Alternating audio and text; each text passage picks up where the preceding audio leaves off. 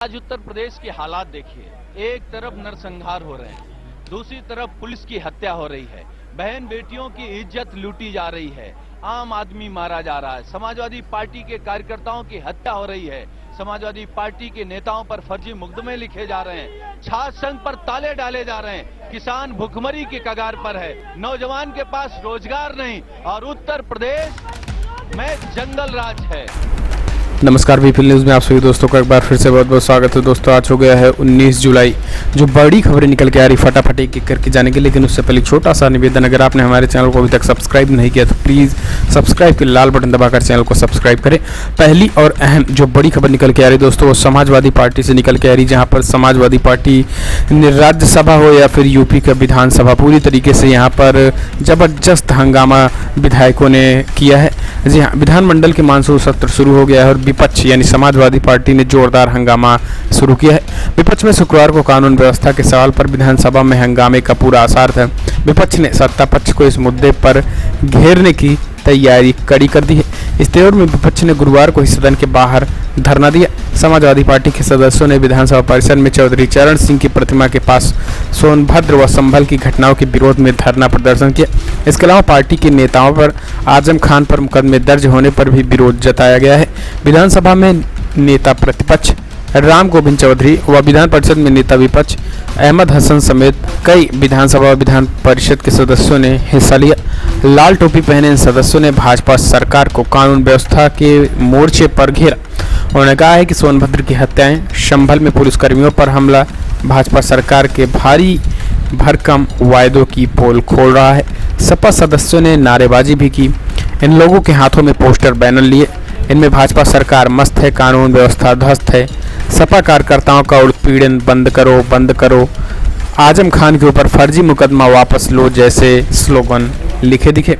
सपा नेता व विधानसभा में विपक्ष नेता राम गोविंद चौधरी ने पत्रकारों से कहा कि यूपी कानून व्यवस्था देश में सबसे बदतर हो गई है। प्रदेश सरकार हर मुद्दे पर फेल है। सोनभद्र व संभल की घटना सरकार की नाकामी बयां कर रही है। सोनभद्र में जमीन का मामला थाना दिवस तहसील दिवस में जा चुका है। उन्होंने डीएम भी रहे, फिर भी कार्रवाई नहीं हुई। सत्ताधारियों के दबाव में लगातार कानून की धज्जियां उड़ाई जाती रही हैं। तो पूरी तरीके से हम आपको बता दें कि जिस तरीके से लगातार समाजवादी पार्टी का मानना है कि मुलायम सिंह यादव के रास्ते पे चलेंगे, जिसमें 3 सबसे बड़ी बातें हैं। संघर्ष की राजनीति अखिलेश यादव शुरू करेंगे, सत्ता के लिए संघर्ष जरूरी है, तो इसी को लेकर संघर्ष अब बात शुरू हो गई है। संघर्ष में सबसे पहले विधान मंडल से ही संघर्ष का रास्ता शुरू हो गया है। इसके साथ ही हम आपको बता दें कि राज्यसभा में रामगोपाल यादव की अगुवाई में भी इन्हीं सारे मुद्दों को लेकर जबरदस्त हंगामा हुआ और वहां पर वेंकैया नायडू ने सभी लोगों को शांत कराया। हालांकि समाजवादी पार्टी ने पूरी तरीके से कह दिया है कि अगर यूपी में बदले की भावना से राजनीति होती है तो पूरी तरीके से ये लोकतंत्र के लिए खतरा होगा। जो हम आपको बता दें कि इस समय आजम खान पर लगातार शिकंजा कसता चला जा रहा है और इसी को लेकर समाजवादी पार्टी ने पूरी तरीके से आज विधान मंडल में जबरदस्त हंगामा किया इन सब चीज़ों को लेकर। तो इसी के साथ अब समाजवादी पार्टी ने संघर्ष का जो रास्ता था वो अब अख्तियार कर लिया है सत्ता के लिए। तो हम कह सकते हैं कि अब भारतीय जनता पार्टी योगी सरकार को पूरी तरीके से कानून व्यवस्था को लेकर चुस्त दुरुस्त होना होगा, वरना विधानसभा में विपक्ष यानी समाजवादी पार्टी पूरी तरीके से जोर शोर से हंगामा करने के मूड में है। फिलहाल अगली जो बड़ी खबर निकल के आ रही दोस्तों, वो है मायावती से रिलेटेड। जी हाँ, बहुजन समाज पार्टी की सुप्रीमो मायावती के भाई आनंद कुमार पर बड़ी कार्रवाई हुई है। नोएडा में लगभग 400 करोड़ की बेनामी संपत्ति जब्त कर ली गई है। जी हाँ, यूपी की पूर्व मुख्यमंत्री बहुजन समाज पार्टी की मुखिया मायावती की मुसीबत और बढ़ गई है। शुक्रवार को इनकम टैक्स विभाग ने मायावती के भाई और भाभी के खिलाफ बड़ी कार्रवाई की है। मायावती के भाई और उनकी पत्नी की बेनामी संपत्ति जब्त कर ली गई है। इस प्लॉट की कीमत लगभग 400 करोड़ रुपए बताई जा रही है। 7 एकड़ के भूखंड को जब्त करने का स्थायी आदेश दिल्ली स्थित बेनामी निषेध इकाई ने 16 जुलाई को जारी कर दिया है। इनकम टैक्स विभाग ने यह कार्रवाई नोएडा में ही की। कहा जा रहा है कि मायावती के भाई आनंद कुमार और उनकी भाभी विचित्रलता के बेनामी प्लाट को जब्त कर लिया गया है। यह कार्रवाई मायावती के लिए परेशानी बन सकता है। मायावती ने हाल ही में अपने भाई आनंद कुमार को पार्टी का राष्ट्रीय उपाध्यक्ष बनाया था, जिसके बाद माना जा रहा है कि ये कार्रवाई हुई है। दरअसल मायावती के भाई आनंद कुमार कभी नोएडा प्राधिकरण में मामूली क्लर्क हुआ करते थे। मायावती के सत्ता में आने के बाद आनंद कुमार की संपत्ति अचानक तेजी से बढ़ गई। उनके ऊपर फर्जी कंपनी बनाकर करोड़ों रुपए लोन लेने का भी आरोप लगा। और कहा जाता है कि उन्होंने एक कंपनी बनाई थी। 2007 में मायावती की सरकार आने के बाद आनंद कुमार ने एक के बाद एक लगातार 49 कंपनियां खोली। देखते ही देखते 2014 में वो लगभग 1300 करोड़ की संपत्ति के मालिक हो गए। तो इसी के लेकर पूरी तरीके से सीबीआई ने शिकंजा कसना शुरू कर दिया है। फिलहाल अब पीएसपी की तरफ से ये कहा जा रहा है कि ये बदले की कार्रवाई है। फिलहाल चलते हैं अगली जो बड़ी खबर की तरफ से, जहां पर निकल के आ रहा है प्रियंका गांधी ने योगी आदित्यनाथ को चिट्ठी लिखी और कहा है कि यूपी में अगर हम आते हैं तो हमारी सुरक्षा थोड़ी कम कर दी जाए। दरअसल प्रियंका गांधी वाड्रा ने यूपी के मुख्यमंत्री योगी आदित्यनाथ को चिट्ठी लिखी। प्रियंका गांधी ने कहा है कि सुरक्षा इंतजामों से जनता को दिक्कत हो रही है। उन्होंने कहा है कि जब वो सोनिया गांधी के साथ रायबरेली के दौरे पर आई थी तो उनके साथ 22 गाड़ियों का काफिला हो गया था। इस वजह से जनता को बहुत परेशानी हुई। प्रियंका ने आगे लिखा है कि दूसरे राज्यों में मेरे दौरे के दौरान सिर्फ एक गाड़ी उनके साथ चलती है, जिससे जनता को परेशानी नहीं होती है। प्रियंका ने योगी आदित्यनाथ से निवेदन किया है कि यूपी में उनके दौरे के दौरान सुरक्षा को जितना संभव हो सके उतना कम रखा जाए ताकि आम जनता को कोई परेशानी ना हो। प्रियंका गांधी ने मुख्यमंत्री योगी को लिखे पत्र में कहा है कि यात्रा के दौरान प्रशासन और पुलिस विभाग द्वारा किए जाने वाले सुरक्षा इंतजाम को मैं सराहना करती हूं, लेकिन सुरक्षा व्यवस्था की वजह से जनता को होने वाली परेशानियों से मैं दुखी हूं। जनता का सेवक होने के नाते मेरे कारण जनता को कोई परेशानी नहीं होनी चाहिए। प्रियंका गांधी ने अपने पत्र में लिखा है कि पिछले दिनों मेरी और कांग्रेस की पूर्व अध्यक्ष सोनिया गांधी की रायबरेली यात्रा के दौरान स्थानीय पुलिस प्रशासन 22 वाहन काफिले में शामिल कर रखे। इस वजह से जनता को काफ़ी दिक्कत हुई और ये हम नहीं चाहते हैं, इसलिए थोड़ी सुरक्षा कम की जाए ताकि जनता को दिक्कत ना हो। तो प्रियंका गांधी ने एक अच्छा मिसाल पेश किया है ताकि जनता को समस्या ना हो सके, लेकिन आजकल के नेता ये सब नहीं समझते हैं। फिलहाल चलते हैं अगली बड़ी खबर की तरफ से, जहां पर बीजेपी है तो मुमकिन है। यानी यूपी में अब भाजपा विधायक ने स्कूलों में घुसकर बच्चों को ही भाजपा की सदस्यता दिला दी।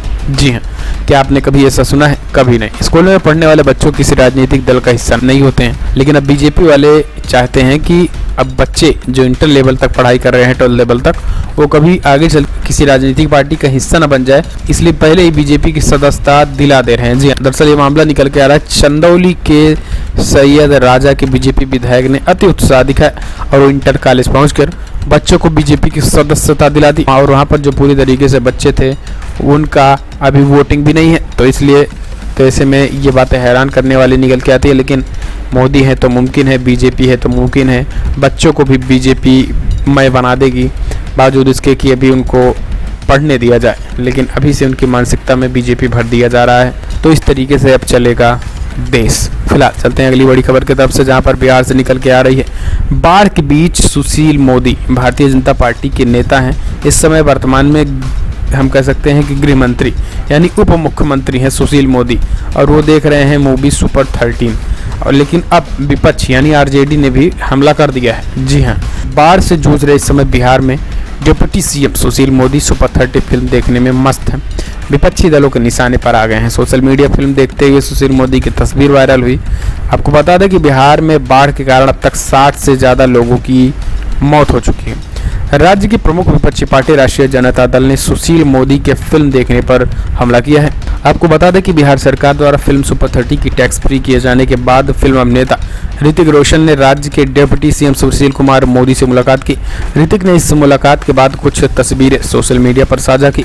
इसके बाद सोशल मीडिया पर भी लोगों ने डिप्टी सीएम पर सवाल खड़े कर दिए। सुशील मोदी ने लिखा ट्वीट में कि होटल मौर्य पटना में सुपर 30 फिल्म के अभिनेता श्री ऋतिक रोशन व सुपर 30 के संस्थापक आनंद कुमार से मिलते हुए और इस बार उनकी पिक्चर देखते हुए साथ में। तो पूरी तरीके से जो कमेंट करने वाले लोग तो ज़बरदस्त ट्रोल कर दिए हैं बीजेपी विधायक को। आरजेडी में सवाल खड़ा किया है कि आप पिक्चर ही देखिए, और यहाँ पर जनता पूरी तरीके से बाढ़ से बह रही है। तो ये है हमारे देश के नेताओं की कथनी और करनी। जब बिहार बाढ़ में डूब रहा है तो फिर पिक्चर देखी जा रही है सुपर 30। चलिए अब उसको छोड़ते हैं, चलते हैं अगली खबर की तरफ। 5 साल की सरकार है भारतीय जनता पार्टी की, लेकिन उन्होंने दे रखा है 50 साल का ठेका अडानी ग्रुप को। जी हाँ, मोदी सरकार में कई इमारत, कंपनी, एयरपोर्ट धीरे धीरे कदमों से निजीकरण की तरफ बढ़ रहे हैं। इसी का ताज़ा उदाहरण है कि भारत के 3 प्रमुख हवाई अड्डों का ठेका अडानी ग्रुप को दिया गया। जिन शहरों के हवाई अड्डे ठेके पर दिए गए उनमें 2 राज्यों की राजधानी भी है। दरअसल मोदी सरकार ने इसी महीने सार्वजनिक निजी भागीदारी यानी पीपीपी के तहत भारत के 3 प्रमुख हवाई अड्डे अहमदाबाद, लखनऊ और मंगलुरु को पट्टे पर देने के प्रस्ताव को मंजूरी दे दी है। मगर इसमें हैरान करने वाली बात यह है कि अडानी समूह ने 50 वर्षों की अवधि के लिए 3 हवाई अड्डों के संचालन के लिए सबसे ज़्यादा बोली लगाकर ठेका ही हासिल कर लिया।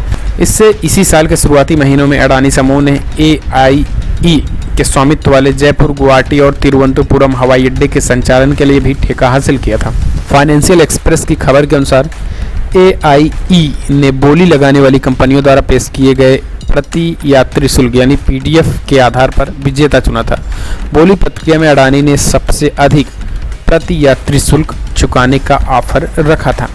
अडानी ने फरवरी में हवाई अड्डों को विकसित करने के लिए लगाई जा रही बोली प्रक्रिया में अहमदाबाद एयरपोर्ट के लिए 177 रुपये प्रति यात्री शुल्क यानी PPF का ऑफर दिया था, जबकि GMR की बोली सिर्फ 85 रुपये थी। तो यानी ज़्यादा बोली में उन्होंने खरीद लिया। लेकिन अब सरकार उनको 5 साल के लिए नहीं बल्कि 50 साल के लिए इन सारी चीज़ों के निजीकरण करने जा रही है। ऐसे में आने वाले समय में अगर सरकार बदलती भी है तो फिर अगर सरकार इसमें कुछ चेंज भी करना चाहती है तो वो नहीं कर पाएगी, क्योंकि 50 साल का ठेका जो देने जा रही है सरकार निजीकरण के रूप में, तो अपने आप में एक बड़ी खबर है। फिलहाल आज की बड़ी खबरों में इतना ही। अगर आपको वीडियो पसंद आया तो लाइक करें, शेयर करें, कमेंट के माध्यम से अपनी राय देना ना भूलें कि समाजवादी पार्टी के अध्यक्ष अखिलेश यादव को अगर राजनीतिक पृष्ठभूमि मजबूत करनी है समाजवादी पार्टी की, अब तो क्या लग रहा है कि सत्ता के लिए अब संघर्ष जरूरी है या फिर नहीं। जिस तरीके से विधानमंडल में सदस्यों ने जबरदस्त हंगामा किया, उसके बाद आपको क्या लगता है कि इसी तरीके से संघर्ष सड़कों पर भी आना चाहिए या फिर नहीं? कमेंट के माध्यम से अपनी राय देना ना भूलें। चैनल को भी सब्सक्राइब कीजिए।